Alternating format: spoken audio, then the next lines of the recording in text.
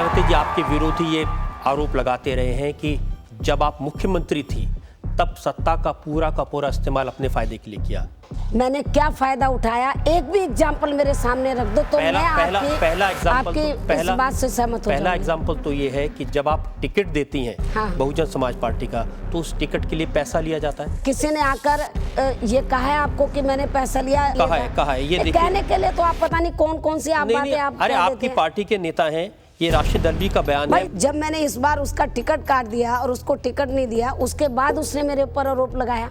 मायावती अकेली ऐसी नेता है कि जिसने राजनीति में आने के बाद कभी अपने माँ बाप को, कभी अपने भाई बहनों को, रिश्ते नातों को मैंने बढ़ावा नहीं दिया। किसी को ना मैंने एमपी बनाया, ना मैंने किसी को एमएलए बनाया। ये आपकी बात सही है कि परिवार वालों को राज्यसभा नहीं भेजा, एमएलए नहीं बनाया, टिकट नहीं दी, मंत्री नहीं बनाया, लेकिन परिवार वालों को प्रॉपर्टी बढ़ी, उनका बैंक बैलेंस बढ़ गया। क्या बात कर रहे हैं? परिवार वाले लोगों को मैं अपने से अलग रखती हूँ।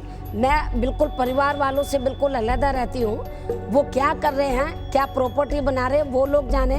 सरकारी रिकॉर्ड के बाद बताता हूँ। आपका रिकॉर्ड जो पेपर में छप गया वो सरकारी रिकॉर्ड नहीं, ये तो सीबीआई को कोर्ट किया है। सीबीआई ने अभी फाइनल रिपोर्ट किधर सबमिट की है? आप क्यों सीबीआई को बदनाम करते हो? ये बात सही नहीं है कि 1 अप्रैल 1995 से 29 अगस्त 2003 के बीच बहुत सारी प्रॉपर्टी खरीदी गई है। जब तक अदालत फैसला नहीं दे देती। दो चीज मुझे बता दीजिए, ये जो ये आप बिल्कुल गलत बोल रहे हैं। मार्च 2003 में लखनऊ में ये जो एफआईआर में ये जो प्रॉपर्टी दिखाई गई है, मैं इसके ऊपर कुछ नहीं बोलना चाहती क्योंकि मामला कोर्ट के अंदर है। जनता के बीच में सवाल पूछना ये कोर्ट की अवमानना होगी। लेकिन ये तो अच्छा, सिर्फ इतना बता दीजिए सरदार, इसका सारा जवाब हम लोग अदालत में देंगे। ये भी अदालत है जनता की? नहीं, जनता की नहीं, जो दूसरी अदालत है जहाँ पर ये फैसला होगा। जनता की अदालत अलग होती है। इतना बता दीजिए कि क्योंकि आप क्या बात कर रहे हैं जब ये मामला कोर्ट में चल रहा है? अगर मैंने ऐसे सवाल पूछ लिया तो आप गुस्सा क्यों हो रहे हैं? मैं गुस्सा इसलिए बोल रही हूँ कि आप मेरे से ऐसे सवाल का जवाब पूछ रहे हैं ताकि कोर्ट की अवमानना हो जाए और कल को मैं कोर्ट कचहरी में खड़ी हो जाऊं।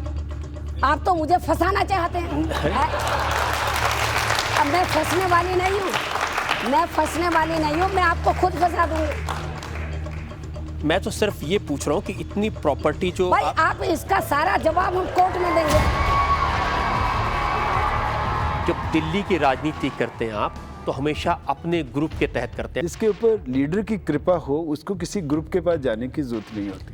नहीं, लेकिन आप किसी दूसरे को सरवाइव नहीं करने देते। अब मेरे प्रेजेंस से अगर कोई सरवाइव नहीं करता तो मेरा क्या कसूर है?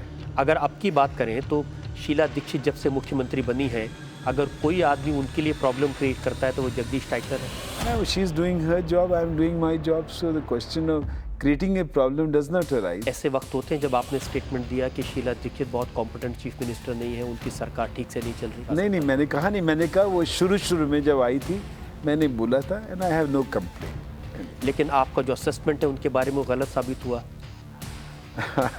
ये इसको मैं क्या जवाब दूँ आपको? ये तो well anyway, she is done good job. Party वापस आई है, मगर मैं सोचता हूँ कि पार्टी वापस सोनिया गांधी की लीडरशिप पे आई है। आप चाहते हैं क्रिटिसाइज करना, लेकिन मजबूरी है, कर नहीं पाते। अब आप मेरे मुंह में वर्ड डाल के कुछ निकालना चाहे मैं क्या कहूँ? मैंने कहा है कि well she is doing a good job, so question of criticising doesn't rise. जहाँ इतनी लॉयल्टी, इतने बरसों की सेवा, उसके बाद भी आपको कैबिनेट मिनिस्टर नहीं बनाया। ये प्रोगेटिव प्रधानमंत्री का होता है। नहीं बनाया, मैं मांगता नहीं हूँ। ना मैं मिनिस्ट्री मांगने गया था और ना मैं लोकसभा की सीट लेने के लिए गया था। ये तो बता देते कि आपसे जो जूनियर लोग थे वो कैबिनेट मिनिस्टर बन गए, आप पीछे मैं बताया तो नहीं, मैं हिंट दे आया हूँ यहाँ देनी होती।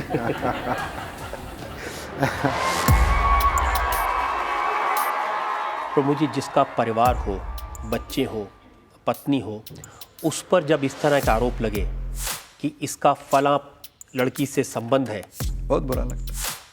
अपने को लगता है, अपने परिवार को लगता है, लेकिन आप कर क्या सकते हैं? मधु शर्मा का आरोप आपके ऊपर, जिनके पति अब जेल में हैं, उन्होंने आरोप लगाया कि शिवानी भटनागर नाम की पत्रकार के साथ आपके संबंध थे और आपने उसकी हत्या करवाई, और जिस दिन हत्या हुई उस दिन 45 मिनट तक आपने उससे बात की थी फ़ोन पर। रजत जी, अगर किसी के पास ये होता ना तो प्रमोद महाजन एक आज ऐसी हस्ती है, कोई मुझे छोड़ता नहीं, कहता देखो उस दिन रात में 12:35 पर तुमने इंडिया मोस्ट वांटेड में मेरा भी नाम आ जाता, कोई मुझे छोड़ता नहीं। फिर हमको कहा गया कि नहीं अडवाणी जी गृह मंत्री है इसलिए आपको बचा रहे हैं। अब 6 महीने से अडवाणी जी गृह मंत्री है नहीं, सरकार किसी की है, मुझे पुलिस बुला तक नहीं रही है। न उसका पति दोष दे रहा है, न बच्चा दे रहा है, न परिवार दे रहा है, न पुलिस दे रहा है, न पार्टियां दे रही है। आपके परिवार ने कैसे रिएक्ट किया था? परिवार को मुझ पर विश्वास था, इसलिए उनको पता था कि इसमें सच्चाई है नहीं।